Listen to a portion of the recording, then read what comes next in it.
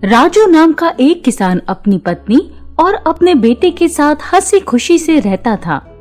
उसके पास जो जमीन थी उसकी ये खासियत थी कि वहाँ फसलें बहुत अच्छी होती थी। उसी से राजू के घर का और उसके बेटे की पढ़ाई लिखाई का खर्चा निकल जाता था।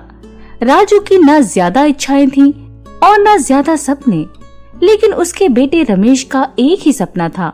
वो पढ़ लिख कर डॉक्टर बनना चाहता था, जिसके लिए उसे 11वीं क्लास में एक अच्छे स्कूल में एडमिशन लेना जरूरी था।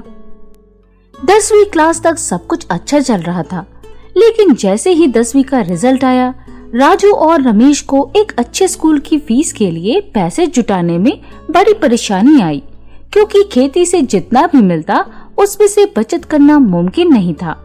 इसलिए एक दिन राजू गांव के जमींदार के पास मदद मांगने गया। उसने जमींदार से कहा, जमींदार साहब, आप मुझे रमेश की फीस के लिए पैसे उधार दे दीजिए, मैं धीरे धीरे चुका दूंगा। जमींदार लालची था। उसकी नजर कई साल से राजू की उपजाऊ जमीन पर थी। उसने राजू से कहा, अरे राजू, मैं इतना बड़ा जमींदार हूँ, मेरा दिल भी बहुत बड़ा है। फीस की रकम कौन सा मेरे लिए बहुत ज्यादा है। तुम्हें जो उधार चाहिए वो पैसे तो मैं तुम्हें दान ही कर दूंगा। ये सुनकर राजू हैरान रह गया। तभी जमींदार ने कहा, लेकिन मेरी एक शर्त है, तुम अपनी उपजाऊ जमीन मुझे दे दो और बदले में नदी के पास जो सालों से मेरी जमीन पड़ी है तुम उसे ले लो। वहाँ तुम्हें सिंचाई के लिए पानी भी मिल जाएगा।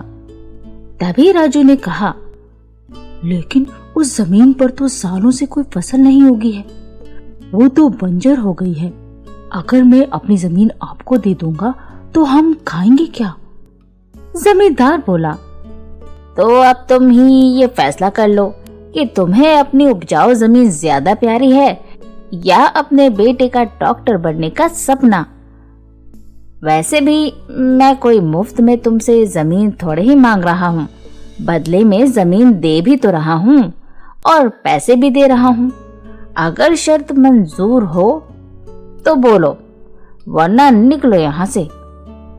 अब राजू के पास वैसे भी दूसरा कोई पैसों का जुगाड़ नहीं था, तो मजबूर राजू ने जमींदार की शर्त मान ली और पैसे लेकर जमीन का बदला कर लिया।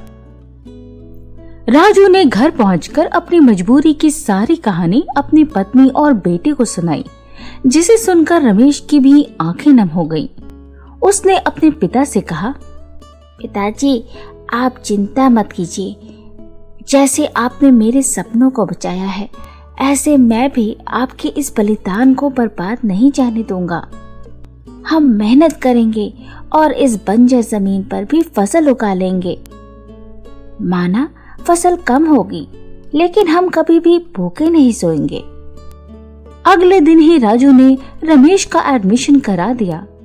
रमेश स्कूल में खूब मन लगाकर पढ़ता, घर आकर शाम को अपने पिता के साथ खेतों में खूब मेहनत करता और फिर रात को दोबारा पढ़ाई में जुट जाता। राजू खेती में बहुत माहिर था। उसे पता था कि कब, कहां और कौन सी फसल उगानी है। दोनों बाप बेटे को इसी तरह मेहनत करते हुए 3 महीने बीत गए, लेकिन अभी तक कोई फसल अंकुरित नहीं हुई। लेकिन वो दोनों कभी हताश नहीं होते। ऐसे ही मेहनत करते करते पूरा साल बीत गया और आखिरकार राजू और रमेश की मेहनत रंग लाई। जिस जमीन पर इतने साल से कोई पौधा नहीं उगा था, वहाँ देखते ही देखते लंबी लंबी फसलें खड़ी हो गईं। ऐसी फसल जिसे शहर के एक व्यापारी ने महंगे दामों में खरीद लिया। उधर रमेश ने भी अपने स्कूल में टॉप किया और पिता का नाम रोशन किया और उसे अगले साल की पढ़ाई के लिए स्कूल से स्कॉलरशिप भी मिल गई। लेकिन लालची जमींदार का बहुत बड़ा नुकसान हुआ। उसने लालच में आकर राजू की उपजाऊ जमीन में इतने बीज बो दिए कि फसल को बड़ा होने के लिए जगह ही नहीं मिली और धीरे धीरे सारी फसल खराब हो गई। पूरे साल उस जमीन पर उसने जितना भी पैसा लगाया वो सब बर्बाद हो गया। तब जाकर जमींदार को अपने लालच और अपनी गैर जिम्मेदारी का एहसास हुआ। दोस्तों, अगर राजू और रमेश उस दिन हताश होकर किस्मत के भरोसे बैठ जाते या अपनी मजबूरी का रोना रोते तो वो जमीन हमेशा बंजर ही रहती।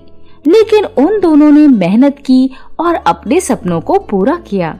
इसी तरह हमें भी बुरी परिस्थितियों में हताश होने के बजाय मेहनत करनी चाहिए, क्योंकि मेहनत करके ही हम अपने सपनों को पूरा कर सकते हैं।